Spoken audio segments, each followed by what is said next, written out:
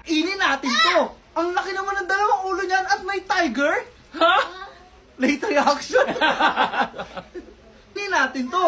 Dalawang ulo at tiger? Nakakain ba yun? Tara! Let's go!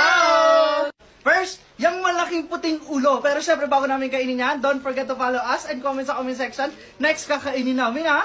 Excited si Amari. Birthday nga pala ngayon ni Amari ha. Happy birthday, Happy Amari! birthday! So yun guys, itong malaking super teen, ang laki ng ulo niya. At kakainin namin ito kasi birthday ngayon ni Amari. Open na natin isa. Ay, meron na siya. Ano na ako? Yan lang. Ang kunat. Ang nipis na ako. Man, yung puting ulo. Late reaction eh. At eto yun guys, naganap kami ng pang-alternative dyan. Itong puting ulo na super teen. Tikman na natin. Diba, may budget siya ngayon. Eh, budget kasi malalaki. Hingi. Tikman na natin. Sana hindi siya makunat, no?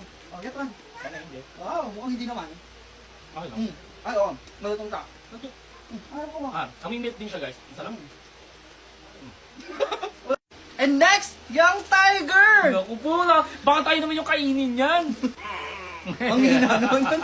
At syempre, naghanap kami ng pang-alternative dyan. Itong tiger biscuit. Tikman na natin. Ang dami na ito talaga. Get one. Yes, titikin. Oh. Okay. So guys, Tiger. Ayan. Ayan. Masarap. Wala, garado pa yung birthday girl. Masarap. Like, follow, comment, and share. Bye-bye! Happy birthday ulit, Amari!